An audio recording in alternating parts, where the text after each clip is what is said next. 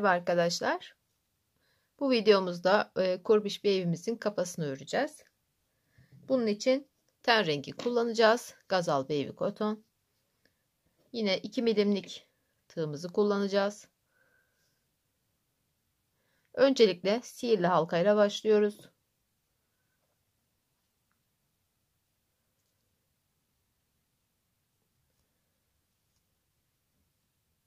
Sihirli halkamızın içine 1 2 3 4 5 6 sık iğne yaptık. Sihirli halkamızı kapatıyorum. Sihirli halkamızı kapatıyorum. Şimdi burada ilk ilmekten itibaren arttırma yapacağız. Bir arttırma, 2 arttırma, 3 arttırma, 4 arttırma, 5 arttırma ve 6 arttırma.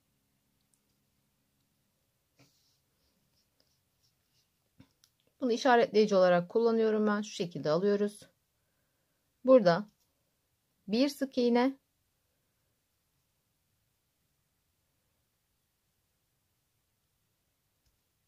bir arttırma,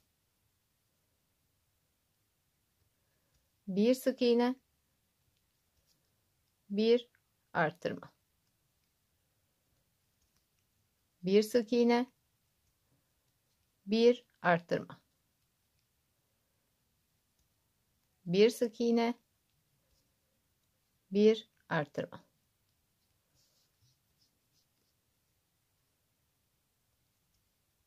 bir sık iğne, bir arttırma, bir sık iğne, bir arttırma. Bu sıramızı bu şekilde tamamlıyoruz. Bir sonraki sıramıza geçiyoruz. 1 2 sık iğne, bir arttırma, 1 2 sık iğne, bir arttırma. Bu sıramızda bu şekilde 2 sık iğne bir arttırma olarak tamamlıyoruz. Bir üst sıraya geçiyoruz. Bir üst sıra 1 2 3 sık iğne ve bir arttırma. 1 2 3 sık iğne, bir arttırma. Bu sıramızı da 3 sık iğne bir arttırma olarak tamamlıyoruz. Evet, bu sıramızı da tamamladık. Sıradaki sıramıza geçiyoruz. 1 2 3 4 sık iğne, bir arttırma. Bu sıramızda bu şekilde 4 sık iğne bir arttırma olarak tamamlıyoruz. Evet, bu sıramızı da tamamladık. Bir sonraki sıramıza geçiyorum. 1 2 3 4 5 sık iğne yaptım.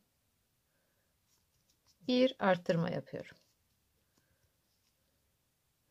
Bu sıramızda yine sıra başına kadar 5 sık iğne bir arttırma olarak tamamlayacağız. Evet, 5 sık iğne bir arttırmamızı tamamladık. Bir üst sıraya geçiyoruz. 1 2 3 4 5 6 sık iğne, bir arttırma. Bu sıramızda bu şekilde sıra başına kadar 6 sık iğne bir arttırma olarak tamamlıyoruz. Evet arkadaşlar, 6 sık iğne bir arttırmayı da tamamladık. Şimdi bir üst sıramıza geçiyoruz. 1 2 3, 4, 5, 6, 7. 7 sık iğne yaptık. Bir tane artırma yaptık. Bu sıramızda yine 7 sık iğne bir artırma yaparak tamamlayacağız. Evet arkadaşlar, bu sıramda 7 sık iğne bir artırma olarak tamamladım. Arttırmalarımız bu şekilde bitmiş oldu. Şu an burada elimizde 54 evet 54 sık iğne var. Şimdi ben bu işaretleyici buradan çıkardım. Tekrar buraya yerleştiriyorum. Şimdi buradan sonra herhangi bir eksiltme veya artırma yapmayacağız. Düz bir şekilde sık iğne yapacağız. Toplam 12 sıra düz bir şekilde bu şekilde sık iğne yapacağız. Toplam 12 sıra yapacağız. Evet arkadaşlar, 12 sıra düz ördüm. Şimdi ilmek işaretleyicimi buraya alacağım ve buradan sonra eksiltmelere geçeceğiz. 1 2 3 4 5 6 7 7 sık iğne yaptım. Bir tane hemen azaltma yapıyorum.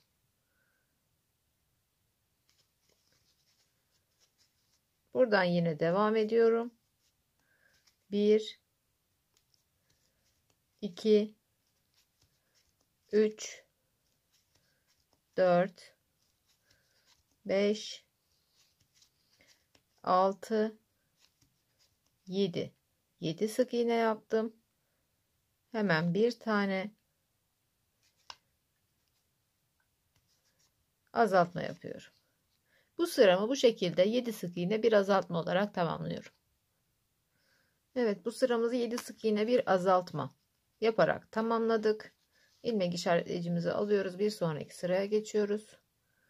Yine azaltmalarımıza devam ediyoruz. 1 2 3 4 5 6 6 sık iğne yaptım.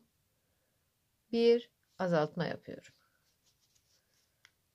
Aynı şekilde devam ediyorum. 1 2 3 4 5 6 sık iğne, bir azaltma. Bu sıramızda bu şekilde 6 sık iğne bir azaltma ile tamamlıyoruz. Hemen bir üst sıraya geçiyoruz arkadaşlar. Yine azaltmaya devam ediyoruz. Bu sıramızda da 1 2 3 4 5 5 sık iğne, hemen bir tane azaltma. Bu sıramızda bu şekilde 5 sık iğne bir azaltma, 5 sık iğne bir azaltma, 6 defa 5 sık iğne bir azaltma yapıyoruz. Hemen bir üst sıradan devam ediyoruz. Şimdi tekrar yine azaltma yapacağız. 1 2 3 4 4 sık iğne yaptım. Hemen bir tane burada azaltma yapıyorum. Yine bu sıramızı da ilmek işaretleyicimiz olduğu yere kadar 6 defa 4 sık iğne bir azaltma yaparak bu sıramızı tamamlıyoruz. Evet, hemen bir üst sıraya geçiyorum. Tekrar azaltmaya devam ediyorum. 1 2 3 sık iğne, bir azaltma. Bu sıramızda yine bu şekilde 6 defa 3 sık iğne bir azaltma yapıyoruz. Evet arkadaşlar, bir üst sıraya geçtim. Bir üst sırada yine son bir eksiltme yapacağız.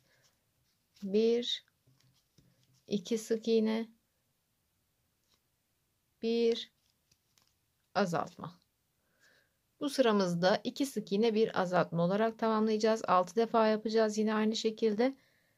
Ve burada 18 sık iğnemiz kalmış olacak en son boyun ekleme kısmında. Evet arkadaşlar, son azaltmamı tamamladım. Şimdi burada şu şekilde ben ilmek kaydırma yapıyorum. Daha sonra bir zincirle sabitliyorum. Bunu kafayı dikmek için biraz uzun ip bırakıp kesiyoruz. Daha sonra kafamızı tabii ki dolduracağız güzelce. İster bir cımbız yardımıyla, ister bir makasla. Dikkat edin ama doldururken kesmemeye çalışın. Bazen makas kesebiliyor çünkü. Biraz sıkı dolduracağız. Şimdi o zaman arkadaşlar peruğumuza geçelim isterseniz. Peruğumuz için şu şekilde yeşili kullanacağız. Şapkamız diyebiliriz. Bunda da arkadaşlar ben uzun uzun şimdi videoyu uzatmak istemiyorum açıkçası. Hani sizin de vaktinizi çok almak istemiyorum. O yüzden size şöyle anlatacağım. Şimdi yine kafada olduğu gibi. Sihirli halkayla başlıyorum ve 6 sık iğne yapıyorum. Kısaca anlatacağım.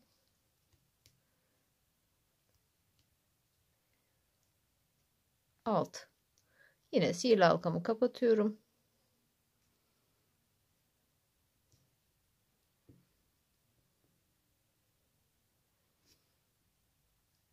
Bu şekilde sihirli halkamı yaptıktan sonra arkadaşlar buradan yine devam edeceğim.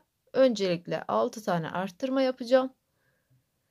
Şöyle diyeyim. Kafadaki uyguladığımız aynı şeyi uygulayacağız. 6 sık iğne, 6 arttırma, 1 sık iğne, 1 arttırma, 2 sık iğne, 1 arttırma, 3 sık iğne, 1 arttırma, 4 sık iğne, 1 arttırma, 5 sık iğne, 1 arttırma, 6 sık iğne, 1 arttırma, 7 sık iğne, 1 arttırma. Şimdi kafada 7 sık iğne, 1 arttırma yapmıştık ve bırakmıştık. Bunda bir sıra daha gideceğiz ve 8 sık iğne, 1 arttırmaya kadar yapacağız şapkamızda. 8 sık iğne, 1 arttırma yaptıktan sonra toplam 6 sırada düz öreceğiz. Herhangi bir eksiltme artırma yapmadan. Yani şu şekilde 8 sık iğne, 1 arttırma yapacağız en son. Toplam 60 sık iğne olacak. Burada 54 sık iğne gitmiştik düz. Onda 8 sık iğne, 1 arttırmaya kadar arttıracağımız için 60 sık iğnemiz olacak ve 6 sıra düz bir şekilde öreceğiz. Evet arkadaşlar, şapkamızı, peruk kısmını şu şekilde yaptım. Yani burada dediğim gibi kafada uyguladığımızı uyguluyoruz. Sadece bir sıra fazla arttırma yapıyoruz. Yani 6 sık iğne, 6 arttırma, 1 sık iğne, 1 arttırma, 2 sık iğne, 1 arttırma, 3 sık iğne, 1 arttırma, 4 sık iğne, 1 arttırma, 5 sık iğne, 1 arttırma, 6 sık iğne, 1 arttırma, 7 sık iğne, 1 arttırma ve 8 sık iğne, 1 arttırma yapıyoruz. Toplam 60 sık iğne olacak burada ve 6 sıra düz bir şekilde eksiltme artırma yapmadan örüyoruz. Şimdi burada farklı bir işlem uygulayacağım. Bir tane şunu şuraya alalım, işaretleyicimizi önce. Bir tane sık iğne yapıyorum. Bir tane tekli trabzan doluyorum. Tek seferde çekiyorum ikisini.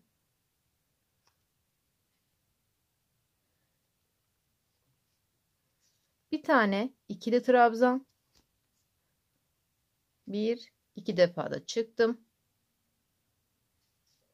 4 tane de üçlü trabzan yapıyorum. 2 kere doluyorum. 1-2. 2 kere doluyorum. Batıyorum. Çekiyorum.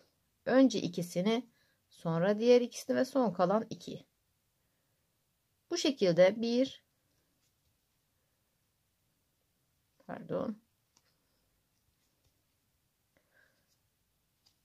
bu 2,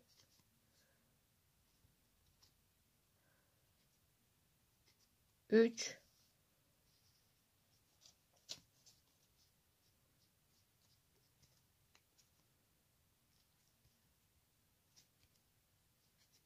4.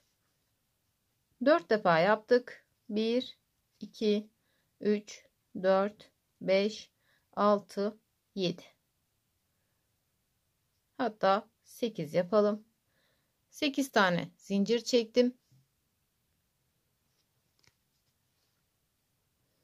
Burada yine 1, 2. 2 kere doluyorum. 1, 2, 3, 4, 5, 6 tane atlıyorum. 7.'ye batıyorum. 6 tane atlıyorum. 7.'ye batıyorum.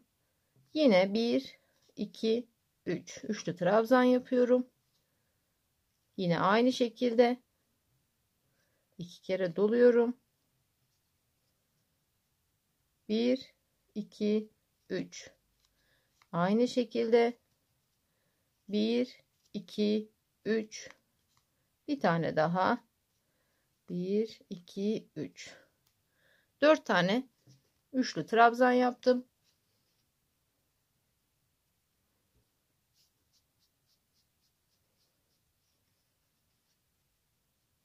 Bir tane ikili trabzan yapıyorum.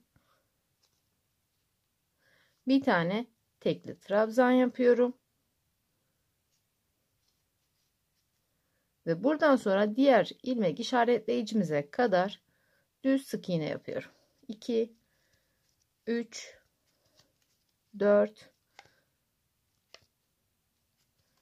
5, 6, 7, 8, 9, 10, 11, 12, 13, 14, 15,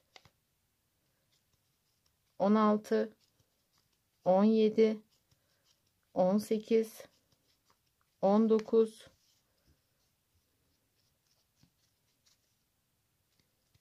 20, 21, 22, 23, 24, 25, 26, 27, 28, 29, 30, 31, 32, 33,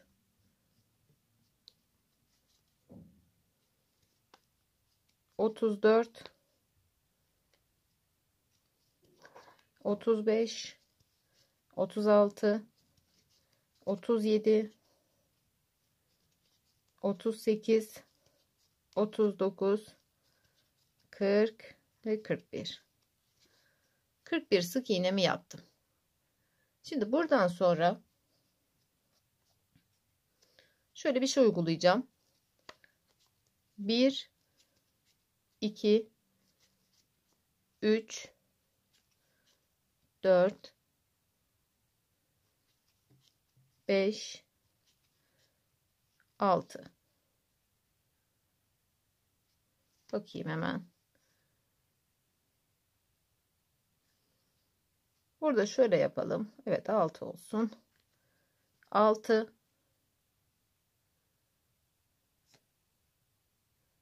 bir tane azaltma yapıyorum. 6 sık iğne yaptım ve bir tane azaltma yapıyorum. İçine dolduruyorum. 1, 2, 3, 4, 5 ve 6. Ve tekrar burada bir tane azaltma yapıyorum. Şu noktalarda birer tane azaltma yapıyorum. Ve buradan sonra yine düz bir şekilde herhangi bir eksiltme artırma yapmadan bu sıra başımıza kadar düz bir şekilde sık iğne yapıyoruz. Evet, bu noktaya geldim arkadaşlar. Burada şu şekilde ilmek kaydırma yapıyorum. Sabitliyorum. Ve ipimizi biraz uzun bırakıyoruz burada yine. Çünkü dikişini yapacağız.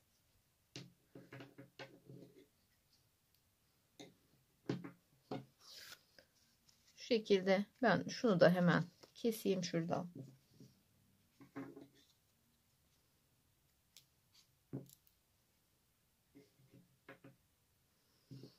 Şimdi şu şekilde bunu kafamıza şu şekilde geçireceğiz arkadaşlar. Şöyle şu nokta şöyle olacak. Bu içeride kalacak. Kafayı dikerken de bu burada kalacak. Biz şuradan yürüterek dikişimizi yapacağız. Şöyle hemen bakıyorum. güzel oturtuyoruz kafamızı. Daha sonra ben şuralardan tutturacağım. Şimdi şöyle bir pembe ipimizi alıyoruz, iğnemize takıyoruz. Şöyle biraz uzunca bir ip olacak.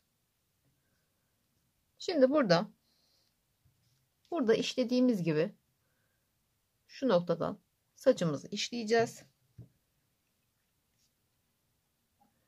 Önce göz kararı içeriden batıyorum.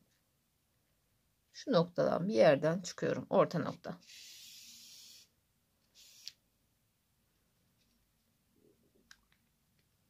Bu şekilde. Şimdi burayı biraz kaldıracağım ben. Çünkü burada işlerken daha kolay olması için.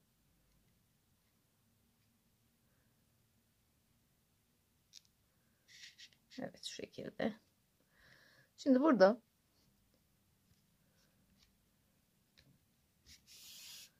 işlememizi göstereyim ben size.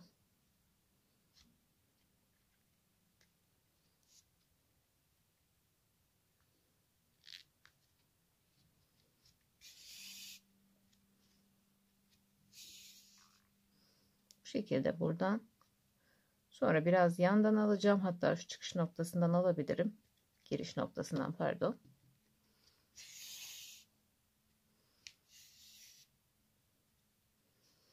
Ya ben bu işlemeleri arkadaşlar genelde göz kararı yapıyorum. Hani herhangi bir sabit uyguladığım bir sistemim yok. Tamamen gözüme hitap eden noktalara bataraktan işlemimi yapıyorum. Şimdi tekrar buraya batacağım. Ve şöyle biraz yandan çıkış yapacağım.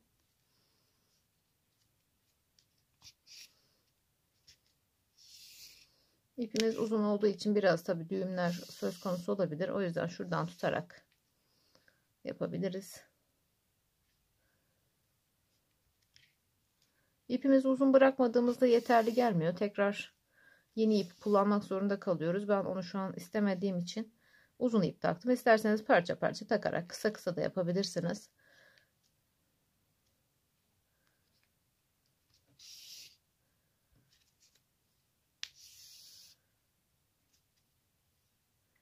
Dediğim gibi tamamen göz kararı uyguladığım bir şey. Daha sonra bunları temizleriz zaten. Mesela bunu şuradan alacağım. Biraz daha yana doğru gitmesini istediğim için.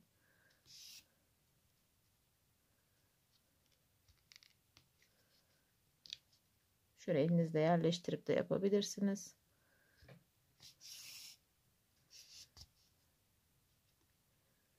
Şimdi burası tamam diye düşünüyorum ben. Şimdi şöyle yana geçeceğim.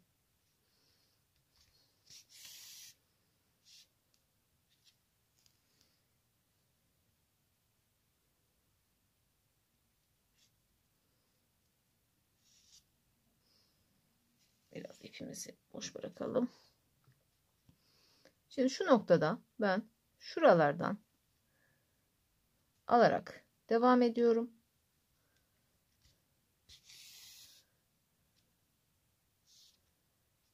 Şu şekilde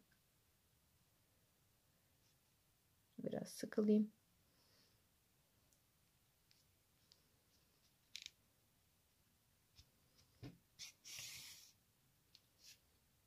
Bir tane daha oradan geçeyim.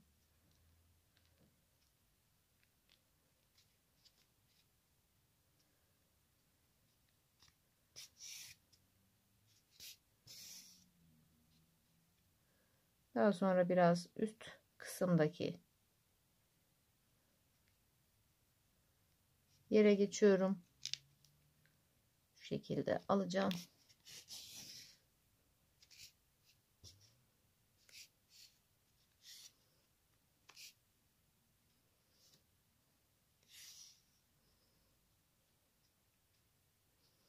Burayı tamamen göz kararı, dediğim gibi. Neresi gözünüze hoş geliyorsa o noktadan batacaksınız arkadaşlar. Çünkü ben gerçekten hani o şekilde yapıyorum. O yüzden hani tariflerimde, özellikle yazılı tariflerimde de hani veremezdim. Çünkü şu noktadan veya şu noktadan diyemiyorum. Yani her şeye göre değişkenlik de gösterebiliyor yani.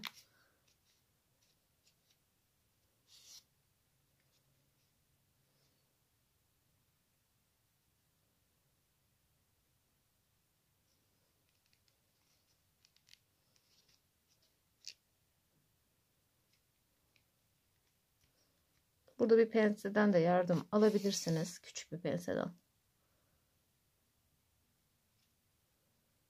Şurada biraz da sıkılayım.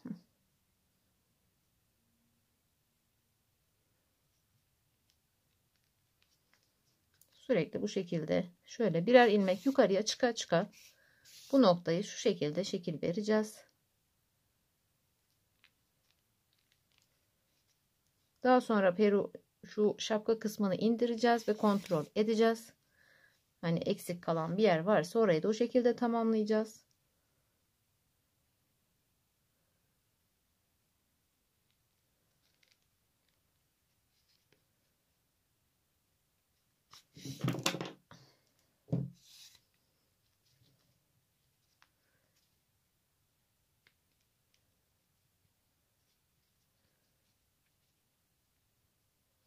Şimdi şunu mesela indiriyorum arkadaşlar. Çıkarıyorum.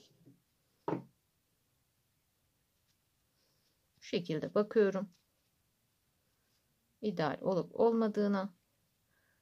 Mesela benim gözüme hoş göründü aslında. Ama mesela şurayı biraz kalınlaştırıp şuradan da bir tık bu tarafa kaydırabilirim. Hemen onu yapayım.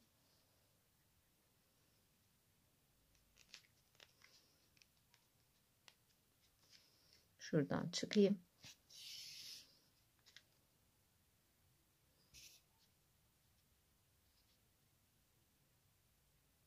Şöyle biraz yana doğru. Şöyle şuradan şu tarafa birazcık giderse sanki daha güzel görünecek. İpimiz biraz uzun olduğu için çok fazla takılabiliyor. O yüzden dediğim gibi isterseniz siz daha kısa ip kullanabilirsiniz. Bittikçe eklersiniz.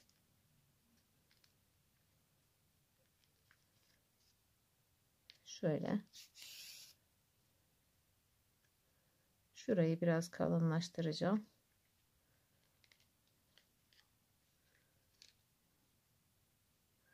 Şu noktadan biraz kalınlaştıracağım.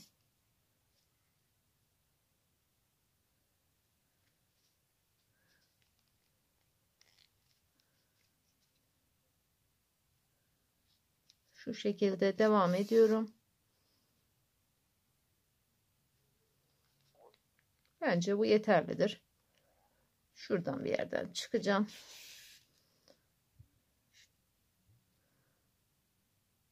Tekrar buradan batacağım.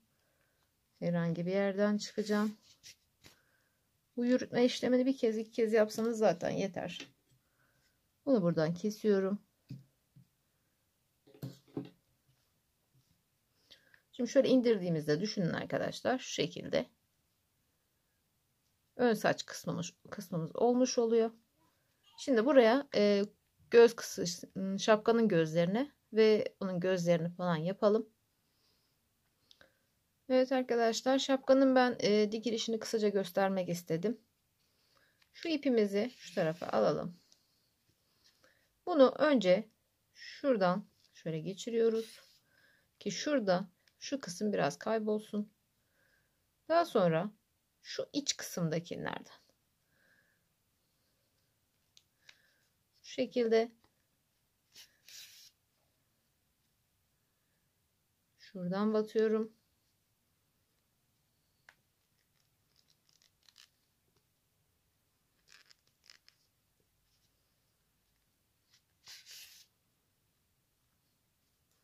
Burada şu şekilde dikerseniz ilmekleriniz kaybolur. Şurada şu giden ilmek üzerinden, yani şuradan batıyorum mesela. Şimdi göstereceğim geçtikten sonra. Şu şekilde önce biraz çekiştiriyorum mesela. Daha sonra hafif gevşetiyorum. Bakın. Burada hiçbir şey belli olmaz. Tekrar buradan batıyorum. Şöyle çıkıyorum. Dediğim gibi şu ilmek üzerinden geçiyorum. Mesela şuraya. Şu şekilde. Eğer yan yan dikerseniz dikiş görüntüsü çok kötü olur. Mesela şu şekilde herhangi bir dikiş görünmez. Yine aynı şekilde. Çok sık dikmenize gerek yok. Zaten çıkmaz. Hani güzel sağlam diktikten sonra çok sıkı dikmenize gerek olduğunu düşünmüyorum ki zaten sıkı diktiğinizde ilmekler de illa ister istemez biraz belirginleşince hoş durmuyor bence. Bakın şu şekilde. Burada herhangi bir belirginlik olmuyor. Şurada. Ki en ön sıradan da dikmeyin. Böyle yapışmış vaziyette durmasın. Bir sıra arkadan.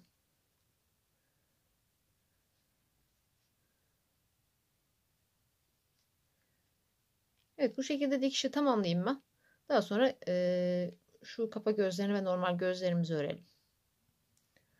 Evet arkadaşlar, şu şekilde dikimimi yaptım. Gördüğünüz gibi gayet muntazam bir dikiş oluşuyor bu şekilde. Şimdi şu şekilde tepedeki gözlerimizi yapacağız kurbiş baby'mizin. Bunun için ben hemen malzemelerimi size söyleyeyim. Gazal Baby Cotton'un şu şekilde iki katı. İki katını kullandım. Sadece siyah ve beyazda iki katını kullandım. Yeşil kısmında ise normal katını kullandım. Ve şu şekilde göstereyim. 7 numara 1.30 milimlik. 1.30 milimlik ince tığ kullandım ben. O zaman başlayalım arkadaşlar. Şimdi şu şekilde iki katlı gazalımızı alıyorum. Yani katını ayırdım. Gazalın sadece şu iki katını kullanıyorum. Bunu şu şekilde beyazını da göstereyim size. Şu şekilde şöyle gösterebilirim arkadaşlar. Gazalı ayırdıktan sonra bu iki katını kullanıyorum. Şimdi beyazımız dursun. Siyahımızla başlayalım. Sihirli halka yapacağız siyah ipimizle.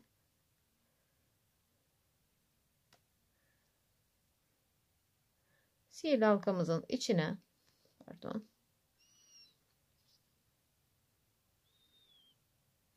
ince olduğu için örmesi tabii ki biraz daha zahmet diğer ipe göre. 1 2 3 4 5 6 sık iğne yaptım.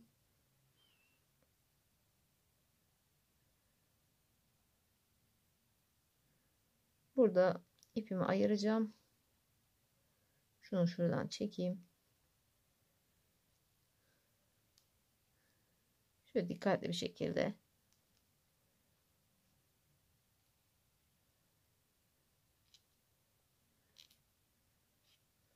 şu şekilde sıkılıyorum ben. Şimdi burada arkadaşlar beyaz ipime geçeceğim. Onun için şunu şöyle şu şekilde alıyorum geriye. Şimdi siyah olduğu için net gösteremiyorum ama şu son ilmeği çıkışını yaptım. Şu şekilde kaldı iki tane elimde. Şöyle. İkisi elinizde kalacak ve burada beyaza geçeceğiz. Beyaz ipimi alıyorum. Şu şekilde çekiyorum. Ve burada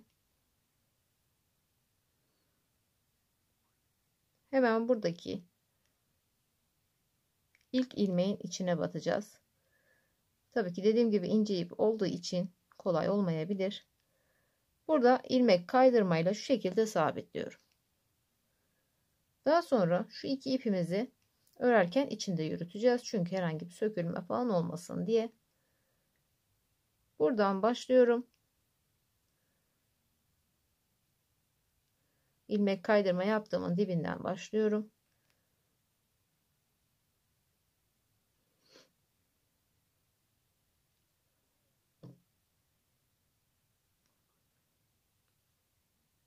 1 arttırma,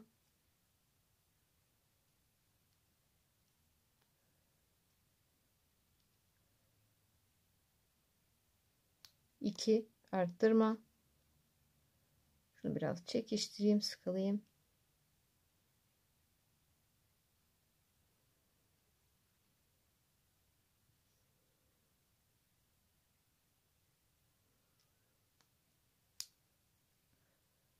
Şöyle 3 arttırma.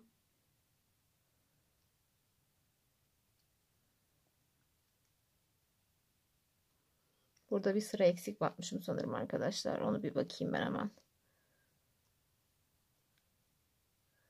Dediğim gibi ince ipte biraz daha örmesi zordur, evet. Şurada eksik basmışım. Bir tane atlamışım sanırım. Hemen bakıyorum ona. İnce ip olduğu için batmak ilk ilmeğe biraz zor oluyor. Yani bilirsiniz, hani normal ipte bile bazen zorlanırız. Bu ince olduğu için daha da zor olabiliyor. İsterseniz bu sırada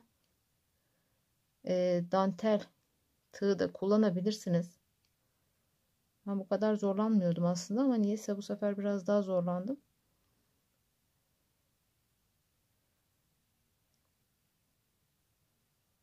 Sanırım ilmeğim biraz sıkılanmış orada.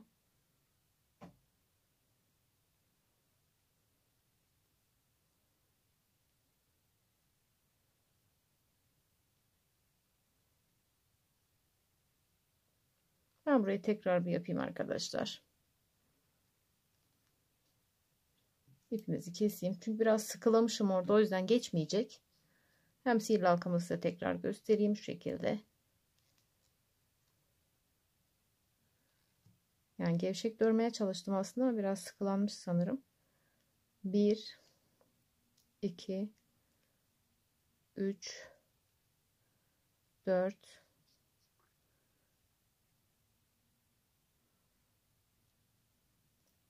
4 5 6. Yani burada bu kadar özen göstermemin sebebi ince olduğu için, hem çok hani gerçekten örmesi evet zor oluyor. Ama hani daha böyle düzgün durması için de bu ipi düzgün kullanmak gerektiğini düşünüyorum. Şu şekilde aldım. Şimdi dikkatlice şunu çıkaracağım.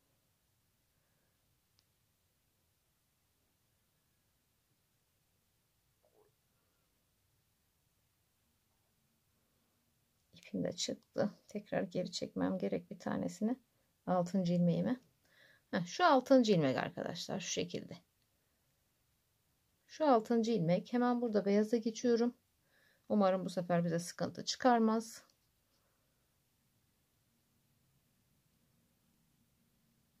Şu şekilde aldım. Evet. Gerçekten yani bu kadar zorlanmıyordum ama neyse bu sefer biraz beni zorladı.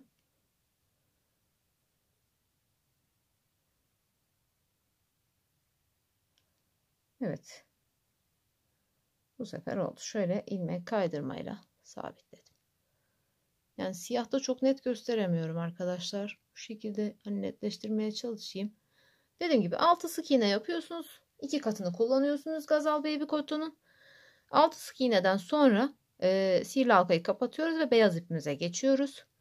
Ve buradan beyazımızla devam ediyoruz. Ve şu iki tanesini içine alıyoruz ki hani daha sağlam olsun. Yani içinde biraz yürütüyoruz.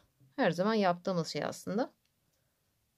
Şu bir arttırma yaptım.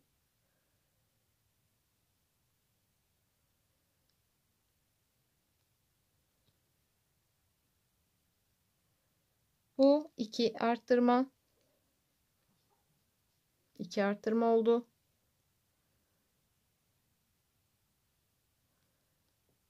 Hemen şu sıradaki 3 arttırma. Daha sonra dördüncü arttırmamızı yaptık. Beşinci arttırmamızı yaptık. Ve altıncı arttırmamızı yaptık. Burada ilmek kaydırmayla tekrar şu şekilde ilmek kaydırmayla sabitliyoruz. Bir zincir çekiyoruz. Ben şunu biraz da sıkalamak istiyorum. Evet. Şunu da aynı şekilde ve tamamdır. Şimdi beyazla yine devam ediyorum. Bir sık iğne, bir arttırma. Bir sık iğne, bir arttırma. Bir sık iğne, bir arttırma.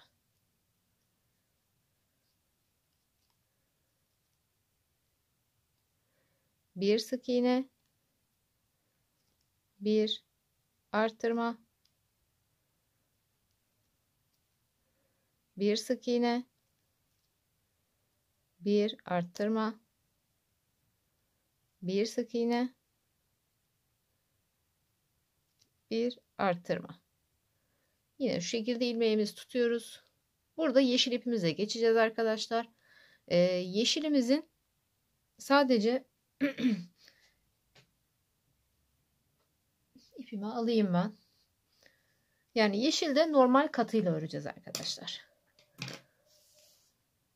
İpimi şurada bir takılma olmuş.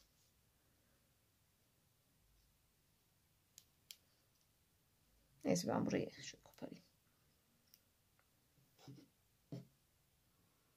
İpimizi normal yani öyle katını falan ayırmıyoruz. Normal bir şekilde örüyorum.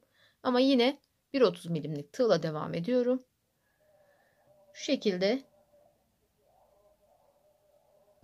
şekilde alıyorum ve buraya ilmek kaydırmayla sabitliyorum.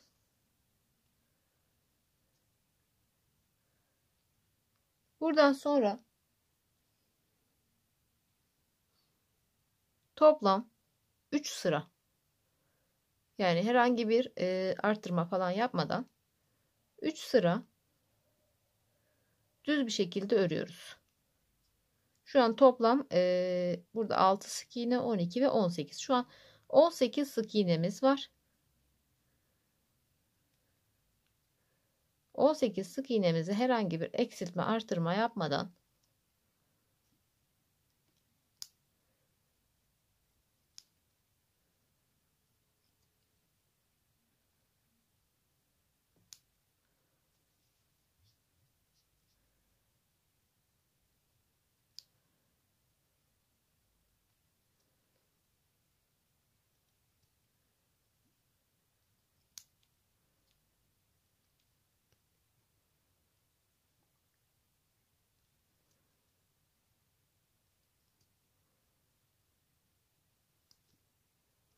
evet buraya geldik başına.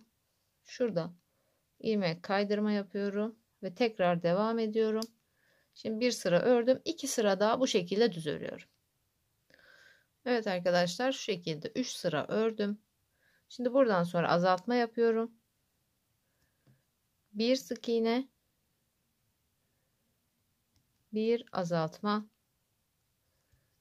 bir sık iğne, bir azaltma,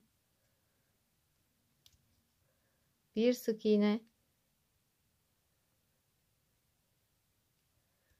bir azaltma,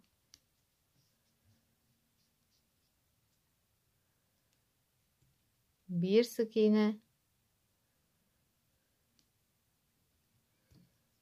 bir azaltma, bir sık iğne, bir azaltma, bir sık iğne ve bir azaltma yapıyorum. Burada hemen ilmek kaydırmayla sabitledim ve buradan azaltmaya devam ediyorum. 6 tane azaltma yapıyorum.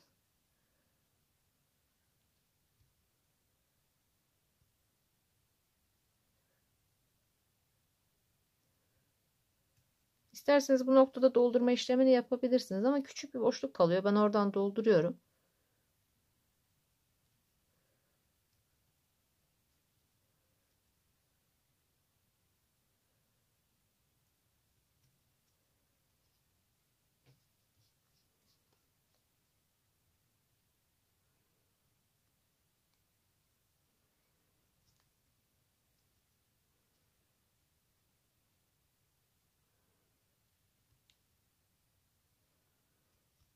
Bu şekilde yaptım. Ben burayı bu şekilde bırakıp kesiyorum arkadaşlar. Herhangi bir şey yapmıyorum.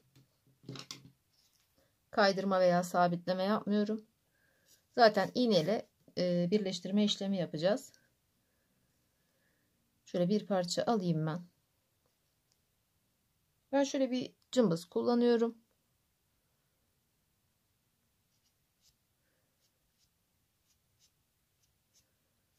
Şu şekilde.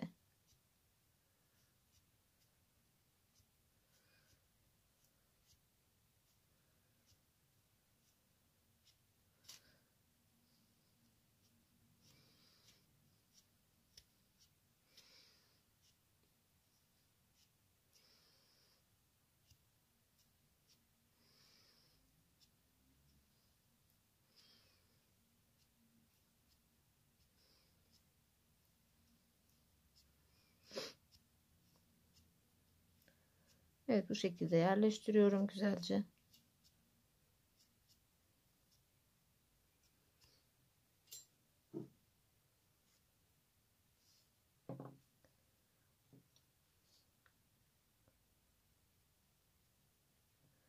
Bunu ben şöyle arkadaşlar, bunu ördükten sonra şuradan başlıyorum. Sırayla bütün ilmeklerin sadece dış kısmında, sadece dış kısmından ama. Dış kısmından şu şekilde alıyorum.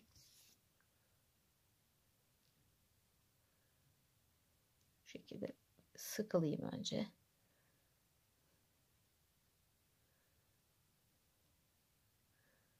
Bütün ilmeklerin dış kısmından alarak şu şekilde sıkılıyorum. Pardon, elimden kaydı yine. Şimdi bunu yaptıktan sonra ben şu ortadan bir yerden batıyorum. Şuradan çıkacağım çünkü burada dikiş işlemini buradan yapmayı düşünüyorum. Evet, şu şekilde gözlerimiz oluşuyor. Diğer gözümüz de aynı şekilde. Şurada biraz zorlandım kamera önünde. O yüzden bir tık sorun yaşadık ama normalde şu şekilde düzgün oluyor arkadaşlar. Bunları şu tepe noktalarına dikeceğiz. İsterseniz birini beraber dikelim. Şöyle. Bakıyorum hemen. Evet. Şu nokta güzel görünüyor. Şu şekilde geçirdim. Hemen şuradan şöyle. Buradan yine hemen yanından şu şekilde. Gözümüzden de aynı şekilde hemen şuradan yanından.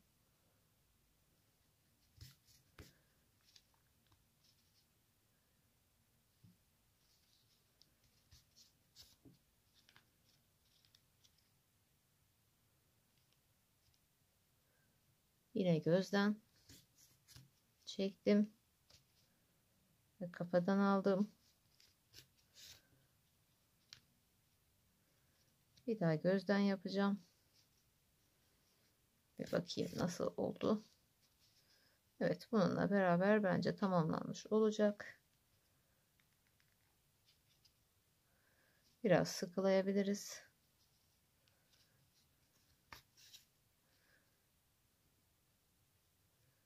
Evet. Şimdi ben şunu şöyle kafaya batacağım.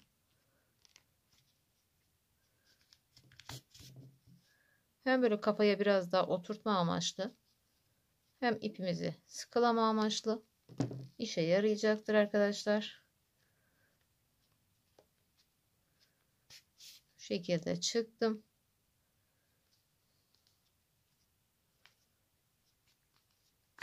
Şu şekilde yeterlidir. Evet, bunu diktim ben.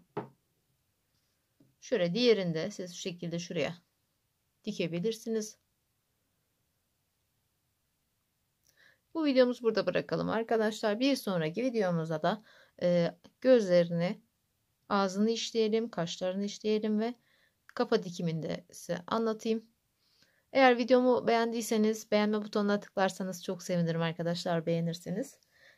Kanalıma abone olursanız ve bildirimleri açarsanız da bütün yeni yüklenen videolarımdan haberdar olabilirsiniz. Bir sonraki videoda görüşmek üzere arkadaşlar.